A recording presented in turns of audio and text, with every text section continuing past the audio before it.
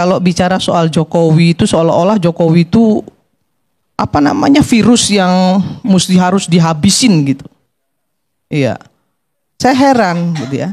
Harus diingat juga bahwa Prabowo menang tuh karena dia belajar dari Jokowi.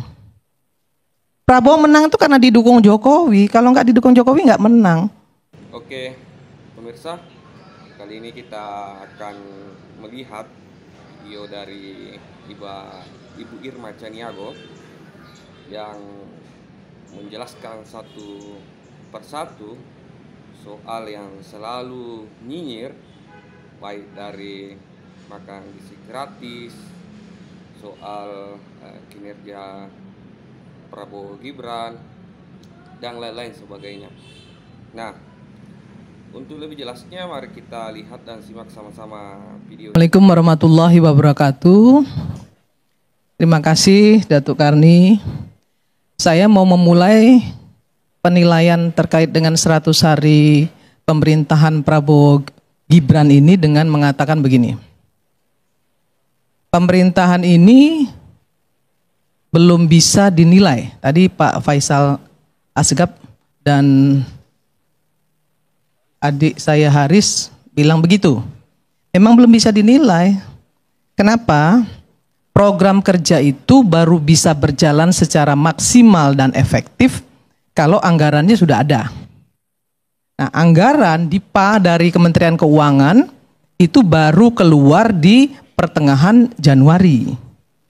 Jadi nggak bisa juga kita bilang bahwa begini begana, begini begono. Menurut saya itu nggak fair. Itu yang pertama. Nah, kalau yang kedua terkait komentar Jokowi lagi, orang Korengan aja Jokowi yang salah itu ya. Saya heran gitu loh. Ya, orang Panuan, orang Korengan, Jokowi yang salah. Nah, saya mau kasih tahu gini, Pak Faisal sama Haris. Jokowi itu hebat. Bagi saya dia presiden yang sangat hebat. Kenapa? Presiden sipil, orang sipil bisa jadi presiden Republik Indonesia 2 periode. Itu luar biasa, belum ada di Indonesia. Selama ini yang kuat itu kan selalu TNI. Presiden yang kuat ya, mulai Soeharto, SBY, itu TNI. Nggak ada gejolak. Wajar TNI di belakangnya. Soekarno lebih lama. Nah, kalau Jokowi ini sipil loh. Kalau Bung Karno itu pengecualian, itu Indonesia baru merdeka. Nggak bisa kita sandingkan Bung Karno dengan kondisi saat ini, nggak fair. Tidak apple to apple, Om. Nah, saya mau bilang gini, ini sebenarnya hebatnya Jokowi adalah hebatnya PDIP. 2 periode harus diakui. Sipil mampu menguasai negara ini 2 periode itu luar biasa. Terus kalau tadi Haris bilang soal demokrasi di era Jokowi, kalau menurut saya demokrasi di era Jokowi itu malah kebablasan. Kenapa saya bilang kebablasan? Rocky Gerung bisa mengatain bajingan tolol sama presiden. Kemudian Faisal Asegaf bisa ngomongin presiden macem-macem. Ferry Amsari bisa bikin dirty provokator. Kemudian aduh, kalau dipidana zaman Soeharto lebih parah lagi. Zaman SBY teman saya Ferry Juliantono juga di penjara. Jadi nggak usah terlalu cengeng juga lah jadi aktivis. Ya, saya ini pernah juga loh ya. Saya pernah dipecat bahkan dari posisi saya di Pelindo. Pernah dipecat saya karena saya demo. Tapi saya nggak mau cengeng, cemen. Itu yang kedua. Tar dulu, sabarlah. Sabar. Lu ngomong aja gua perhatiin, gua diem, ya kan? Gua dalemin gitu, Fer. Nah, saya agak-agak risih sebenarnya ya. Kalau bicara soal Jokowi itu seolah-olah Jokowi itu virus yang harus dihabisin gitu. Iya. Saya heran gitu ya. Harus diingat juga bahwa Prabowo menang tuh karena dia belajar dari Jokowi. Prabowo menang tuh karena didukung Jokowi. Kalau nggak didukung Jokowi nggak menang. Itu diakui sendiri oleh Pak Prabowo. Tapi bukan berarti kemudian Pak Prabowo itu jadi bonekanya Pak Jokowi. Bu, jangan dihina lah Pak Prabowo. Dan jangan menghina juga presiden yang sudah banyak memberikan legacy kepada bangsa ini, kepada Indonesia ini. Dan itu diakui oleh masyarakat. Sampai hari ini itu rumah Jokowi itu rame terus. Ya, dan itu nggak bisa dinafikan. Soal ada banyak kesalahan mungkin dari pembantunya, dari beliau sendiri. Nggak ada presiden yang semuanya benar. Trump itu apa nggak brengseknya luar biasa. Ya, sangat rasis terhadap Muslim. Banyak presiden-presiden kita juga nggak semuanya sempurna. Emang Megawati sempurna? Enggak. SBY sempurna? Enggak. Soekarno sempurna? Enggak juga. Soeharto apalagi? Gak ada yang sempurna, ya. Yang sempurna itu Nabi Rasulullah ya, nggak sempurna. Itu manusia pilihan loh. Karena apa? Karena dia manusia. Nah, kesempurnaan itu hanya milik Allah. Nah, jadi kita sebagai bangsa ini, saya nggak pernah mau berpihak kepada siapapun. Saya berpihak kepada Indonesia. Saya nggak mau Indonesia ini gaduh, ya. Kita harus mendukung program pemerintah yang bermaslahat untuk rakyat. Kalau memang nggak bermaslahat ya kita kritisi, nggak ada masalah. Kritisi. Nah tadi dikatakan bahwa Pak Prabowo sudah memotong anggaran dan itu luar biasa menurut Faisal Asgaf. Pak Faisal, paham nggak kalau di 2019-2024 Pak Jokowi juga memotong anggaran banyak sekali. Bahkan anggaran DPR itu hampir 20-30% dipotong. Dipotong Pak. Harusnya kita misalnya ada jatah nih ya. Saya terbuka aja. 2 kali kunjungan kerja, kita hanya 1 kali kunjungan kerja. Dibintangin. Sampai pada marah-marah tuh anggota DPR karena banyak sekali program DPR yang nggak bisa berjalan. Dipotong. Bu Sri Mulyani itu udah kalau datang ke DPR itu udah males saja dia. Kenapa? Karena selalu diprotes. Dipotong 30%. Dibintangin. Banyak sekali, bukan 1-2. Ya, perjalanan dinas ASN juga dipotong sama Pak Jokowi. Kemudian anggaran DPRD dipotong sama Pak Jokowi jadi PP 33. Yang tadinya kalau keluar kota bisa dapat 10 juta, dia hanya dapat 2 juta. Itu di era Jokowi juga. Jadi jangan cuma hal-hal yang negatif. Hal-hal yang positif juga banyak. Soal pagar laut. Saya setuju dibongkar. Tapi kan pagar laut itu sudah ada dari sebelum 2014. Sudah ada sebelum 2014. Ada perdanya dari Tangerang, dari Bupati Tangerang. Iya. Nah, kenapa tidak ribut? Nah, ini saya ingin sampaikan juga, yang harus diributin itu Pemdanya. Karena otonomi daerah itu menyatakan bahwa Pemdanya yang harus bertanggung jawab. Nggak semuanya harus pemerintah pusat. Pemdanya yang ngaco. Ya Pemdanya yang dimintai pertanggungjawaban. Pemda kita nih sekarang nih selama ini harus tahu juga nih ya semua masyarakat dan teman-teman semua di sini. Dari 37 provinsi hanya 7 provinsi yang mandiri, yang lainnya semuanya masih subsidi. Hanya bisa menghabiskan APBD, mandatory spending. Kalau saya bilang gubernur nggak usah dipilih langsung, nggak usah, nggak punya daerah, nggak punya wilayah, nggak punya masyarakat, untuk apa? Kerjanya hanya mengkoordinasikan pusat dengan bupati dan wali kota. Habis-habisin biaya. Stop aja. Nah, kemudian kalau kita mau bicara soal hukum, bicara soal keadilan, bicara soal bagaimana parlemen itu bisa menjadi parlemen yang betul-betul menjadi harapan masyarakat. Rekrutmen. Ya, rekrutmen partai politik kan juga harus benar. Nanti Pak Bang Ferry itu tadi saya baru ngobrol sama beliau. Fer, ini bukan soal yang nggak boleh diselesaikan, harus diselesaikan. Iya, ini nggak di Komisi 2 sayangnya. Nah, tapi ini harus diselesaikan gitu ya. Karena apa? Karena isi parlemen itu tergantung dari rekrutmen partai politik. Undang-undang siapa yang bikin? Pemerintah dan parlemen. Kalau parlemen isinya orang-orang yang tidak berkualitas, ya undang-undangnya juga nggak akan berkualitas. Itu saya kritisi. Saya kritisi, partai politik saya kritisi. Kenapa? Karena rekrutmennya gagal. Banyak teman-teman yang di DPR, yang ada juga loh. Kalau mau tahu, saya kasih tahu. Yang 1 tahun itu datang cuma 5 kali, ada. Tapi tidak ada yang namanya punishment dari partai politiknya. Nah ini yang rusak. Nah ini kan kita juga harus beresin. Terkait dengan 100 hari Prabowo Gibran, ada 7 poin yang ingin saya sampaikan.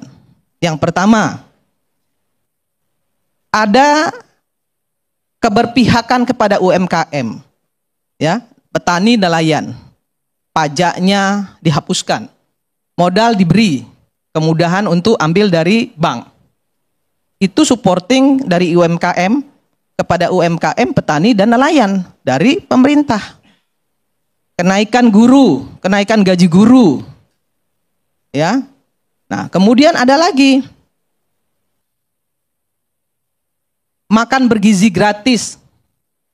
Tapi memang saya mau ngomel juga nih dengan Badan Gizi Nasional soal yang bicara soal serangga. Ya, menurut saya yang nggak gatel tuh nggak usah digaruk gitu loh. Ngomong tuh ya lebih konstruktif lah. Jangan bikin malu pemerintah juga. Seolah-olah pemerintah nggak punya uang.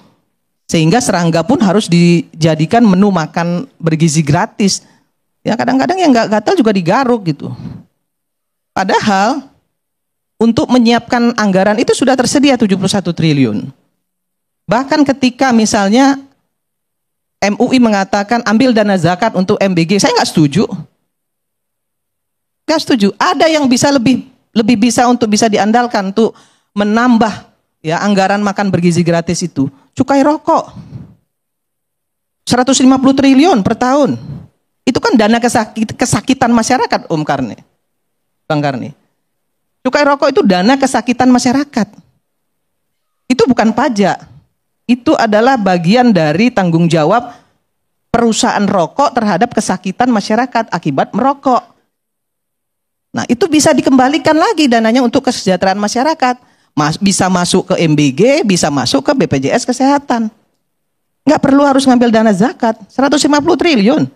Kalau perlu naikin lagi cukai rokoknya menjadi lebih tinggi lagi supaya nggak banyak orang merokok.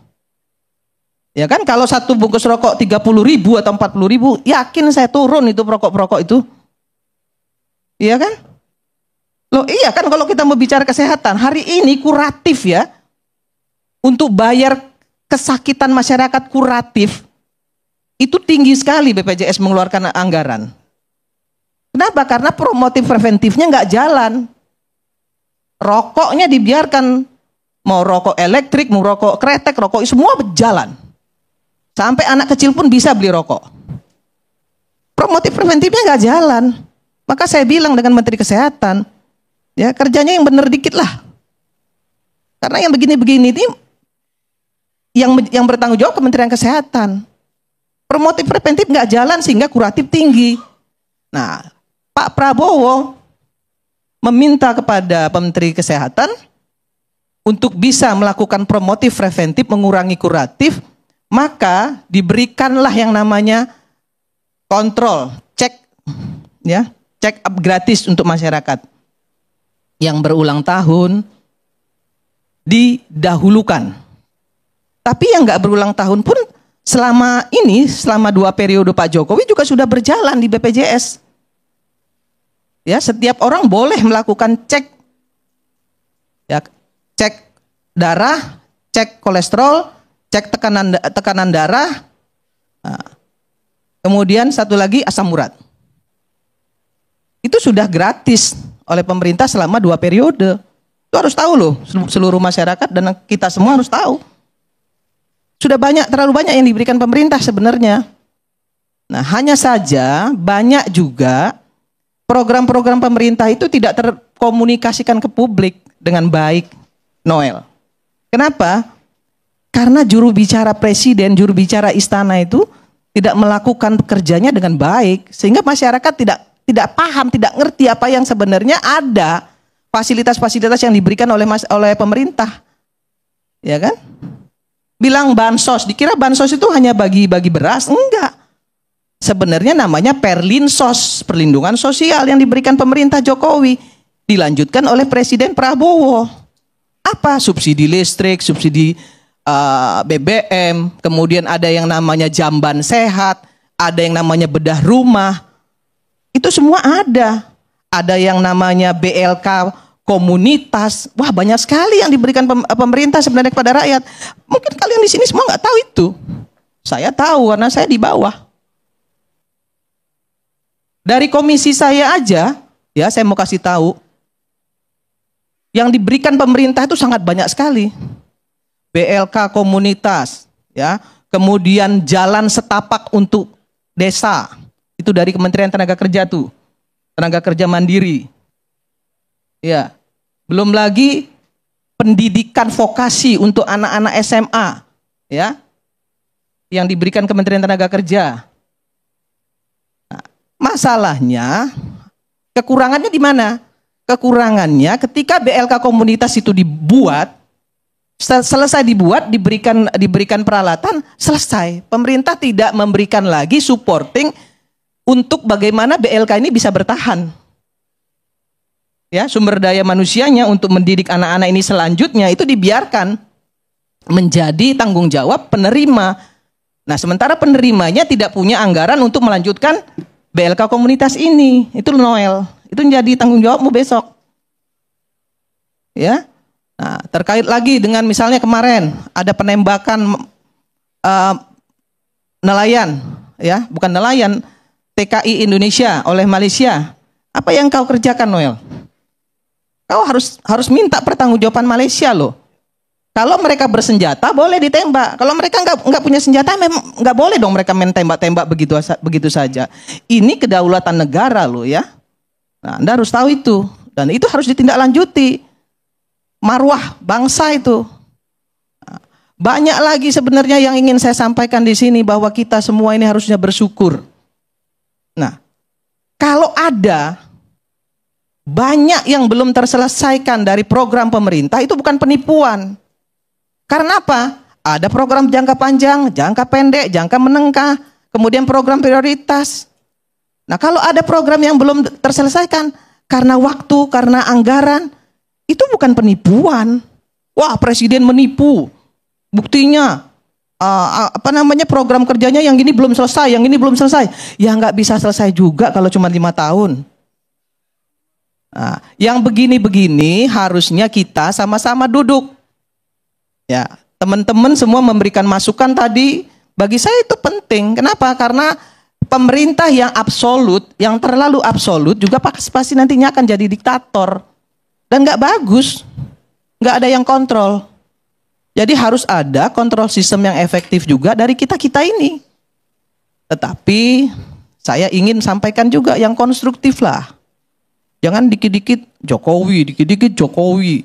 Saya bukan mau bela Jokowi, tapi kalau semua masalah kayaknya ditimpahin dengan Jokowi, kok kayaknya Jokowi ini kayak sampah gitu loh. Ya. Yang bilang sampah tapi siapa tadi? Oh gitu. Oh berarti Anda sampah dong ya. Jadi sebentar Pak. Ya nggak apa-apa, sebentar. Saya kan nggak menyebut nama Bu Irma tadi kan. Saya bicara dengan pandangan yang umum saja. Ya. 3 kali sebut nama saya. Oke. Nanti ada waktunya lagi kan setelah ini. Saya belum selesai Pak. 15 menit ini Bu Irma. Belum. Saya hitung. Coba belum. Sebentar lagi, 1 menit lagi. 1 menit lagi.